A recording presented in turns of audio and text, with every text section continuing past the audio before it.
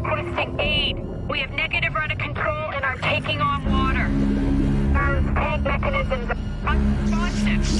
Current position is 5-8 TAC 5 1 decimal. Oh my God. What is that?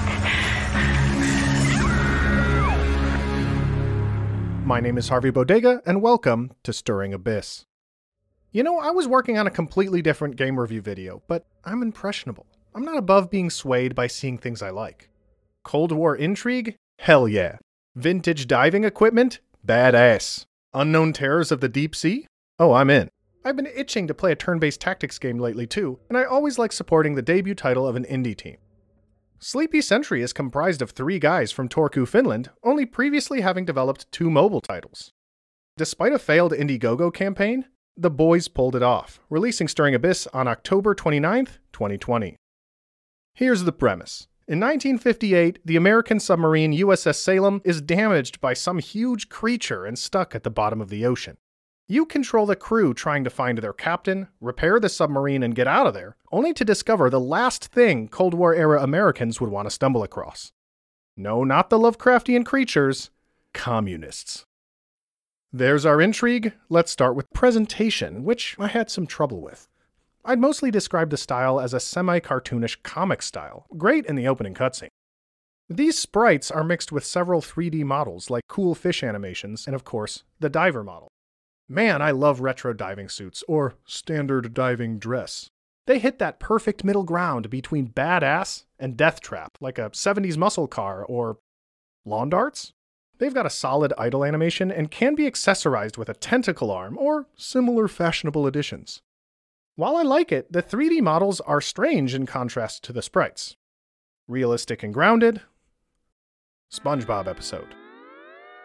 While there's well-done tile work and 3 biomes to explore, it's cartoonish and doesn't seem to match the dark tone the game seems to be going for. Like within the submarine, the drawings of enemies and diver portraits are great and serious, although a few portraits look samey, while others can literally be the same. The dichotomy between 2D and 3D is odd, but my biggest frustration with the visuals is a lack of originality. There are only 12 enemy types in Stirring Abyss, many of which look or function like stuff you've probably seen many times. When you're working with Cold War intrigue, deep-sea creatures, and Lovecraftian horror, we should get more than lizardmen, orca humanoids, jellyfish, a big frog, and deep-sea Mewtwo. Plus, let me ask, why is almost everything acting like we're not at the bottom of the ocean? Why are enemies walking around on the sea floor? I know many games are not represented by their gameplay trailer, but this is terrifying. Well, this looks goofy. On the audio side, the environments have eerie ocean sounds and mysterious noises.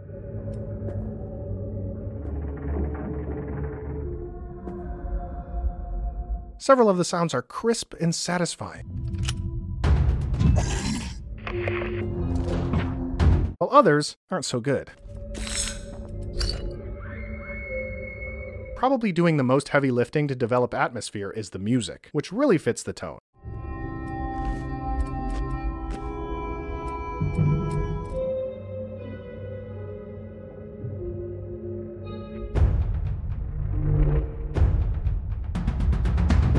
Being on the ambient side prevents them from becoming grating. The soundtrack is only 10 songs over a 10+ hour playtime. Lastly, voice acting is restricted to the opening and closing cutscenes, other than whatever this is. Meaning you'll be reading information from transcribed audio logs or unit speech bubbles. As for cutscenes, actress and artist May Charters did a great job. The coordinates brought us to an uncharted peak. A great mountain rising from the lightless depths, shrouded in mystery. Overall, the presentation has some fun notes, like I can never fault a retro diving suit, but a majority of the presentation negatively impacts atmosphere while feeling somewhat uncreative. On to the gameplay, which will be mostly familiar to those with turn-based tactics experience. The campaign is broken up into stages, differentiated by main story or Radiant missions that can be a variety of things, including collecting supplies and rescuing divers. Missions take place on a turn-based isometric square grid, with every unit having 2 action points a turn, which can be spent moving, attacking, using abilities, using items, or casting invocations. I'll touch on each briefly, starting with movement, which involves walking around environments with such a heavy fog of war that you'll mostly discover enemies at the same time they see you. That quickly takes us to attacking. Each diver has a melee attack and the option to equip a spear gun for range, or they can use abilities that either deal AoE damage, buff allies, debuff enemies, grant passives, or many other benefits. If not moving, attacking, or using abilities, units can use items, which can provide a similar array of benefits, but are consumable and take up inventory slots. Lastly, invocations are weirder. They're cosmic powers unlocked at the bottom of the sea that provide exotic benefits like short-range teleportation or temporary damage immunity, but only used up to 5 times a mission. Of course, there are the turn-based tactic staples of attacks of opportunity, free attacks on enemies moving out of your melee range, and Overwatch, spending action points to prepare a ranged attack if enemies move within an area. While lacking a true cover system, Stirring Abyss will lower accuracy or block ranged attacks outright if objects are in the way. The only way besides layout that terrain impacts gameplay. Alright, so that's how you spend action points, and each diver has 3 bars to manage: air, health, and sanity. You run out of air, you start drowning, taking damage every turn. If health reaches 0, that diver is Dunzo Miguel. He's dead!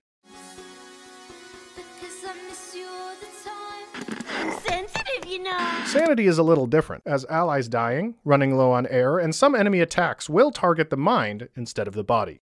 I like this mechanic. Running out results in the diver losing their turn by taking a random action and permanently lowers their maximum sanity. With a lower max, it's easier to run out again and lower it even further, causing irreparable madness and death if the maximum reaches 0.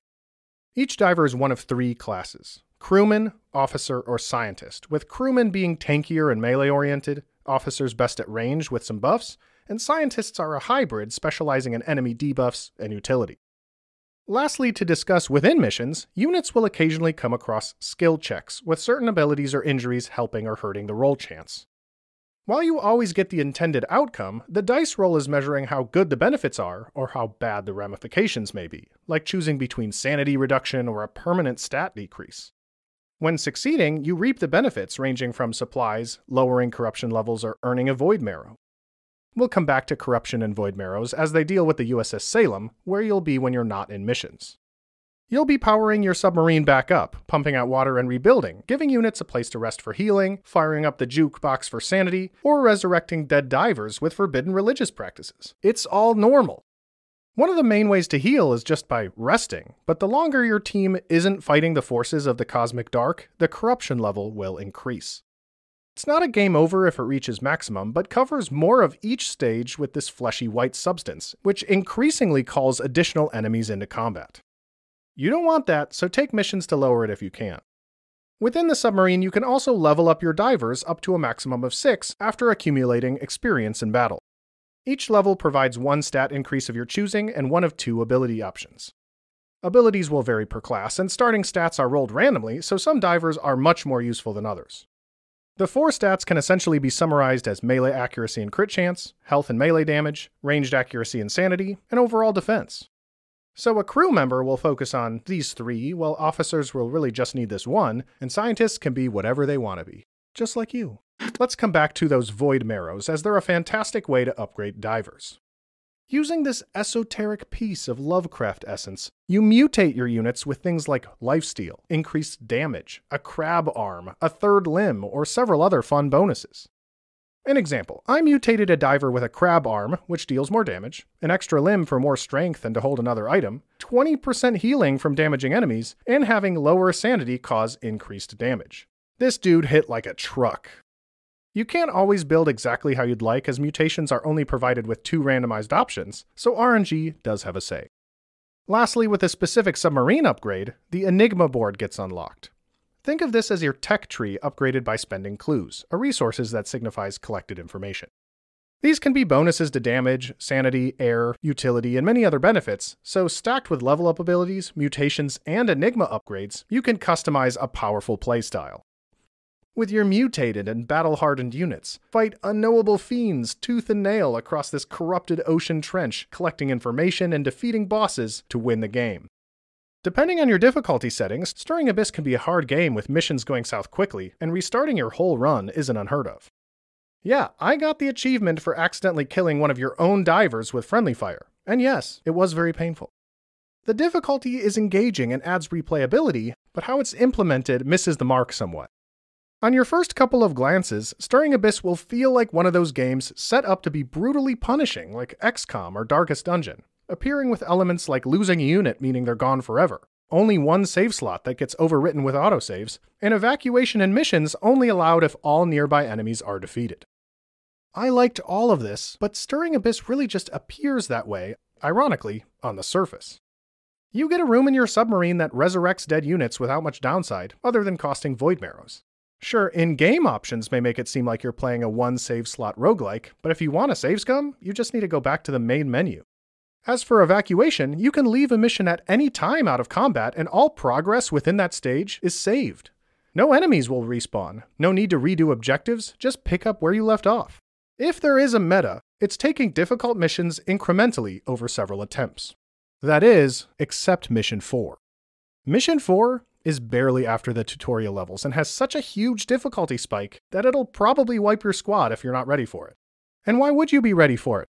Everything has been relatively easy up to this point, but a wipe this early will effectively end your run, and I wouldn't be surprised if many players bounced right off this game because of Mission 4. It's a weird shame because the rest of the game's difficulty is balanced just fine. Really, I want the whole campaign on hard and just Mission 4 on normal, but it doesn't work that way. Hey, I might just be bad, as it can be defeated with proper preparation, but it does feel way out of balance. Last optional mechanic of note is Endless Mode, a fun game mode to just focus on gameplay without the plot or story, and that is fun. Alright, so there are our gameplay systems, and I'm sure I'm far from the only one who's very reminded of XCom. This wouldn't just be because they're both turn-based tactics games, but many mechanics are borrowed one-to-one. Repair and convert broken submarine, repair and convert broken ship. 2 action points with movement segmented in 2 colors, XCOM the same. The Enigma board is basically the same as the XCOM laboratory, involving an information resource collected from examining enemy corpses. And these are some of the more obvious ones, there are many more similar aspects. Look, for those of you who saw my filter video, you know I'm all for a well-done clone, but Stirring Abyss seems to not be going for loving homage here. Lacking the awesome cover system of XCOM, or doing anything unique enough to differentiate itself mechanically, leaves Stirring Abyss feeling reductive and somewhat derivative, despite me really enjoying systems like this. Noticeable bugs don't help, with little things like the cursor often stuck as a knife attack highlighting enemies during their turn, the tutorial window for Sanity and Madness appearing all game, the camera flittering around if units are on 2 different levels of a map or sometimes not moving to show enemy turns, and I crashed twice. With performance and originality being downsides in addition to some undercooked mechanics, Stirring Abyss has a fairly fun, albeit unremarkable, turn-based tactics system. This brings us to the narrative. I'll quickly recap the premise. An attack by what seems to be a giant squid sinks the USS Salem into the murky depths. The captain seems to be missing, and there are signs of Soviet involvement down here. The Salem's crew hopes to find their captain, unearth what the Soviets are up to, and repair the submarine to get home. As I'll be outlining both endings in every boss battle, jump forward to the time on screen now if you'd like to experience Stirring Abyss unspoiled. Alright, back to it. And I'll be direct, there isn't a ton to cover here. While there is lore spelling out a lot of what the Soviets are up to, it doesn't end up mattering. They're all either wandering the ocean floor violent and mutated, making for my favorite enemies in the game, or all dead.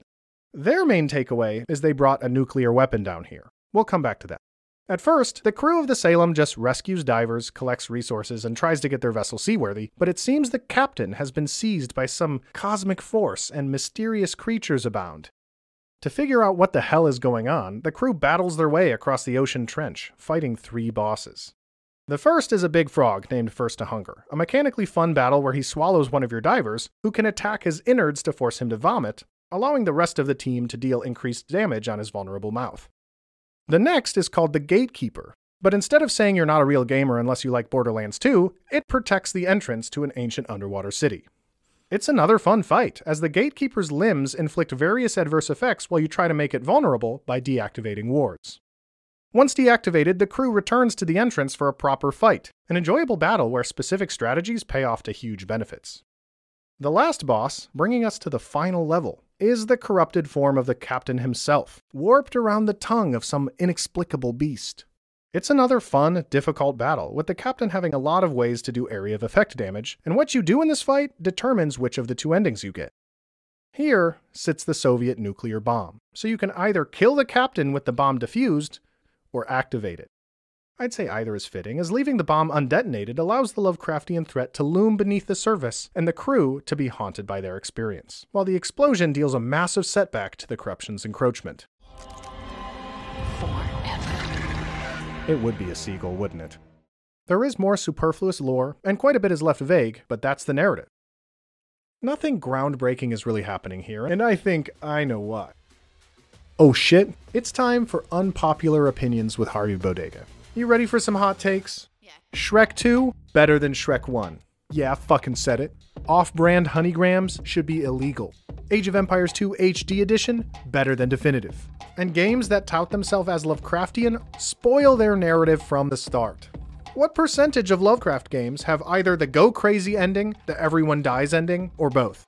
Beyond that, H.P. Lovecraft wrote about madness and unfathomable horror, an incredibly fascinating concept. But that's not exactly an unfathomable threat, is it? Forgive Me Father had this problem as well, but just not as badly. Most indie games stink at applying Lovecraft, and I don't like it being a flavor of the month inclusion. If you go in unfathomable horror, do something interesting with it, like Cultist Simulator, or that smell in my garage I can't find the source of. Unfortunately, I don't believe the Lovecraft inclusion benefits Stirring Abyss's narrative. I guess with that said, here is a good spot to welcome back our spoiler avoiders to discuss the broad scopes of the narrative.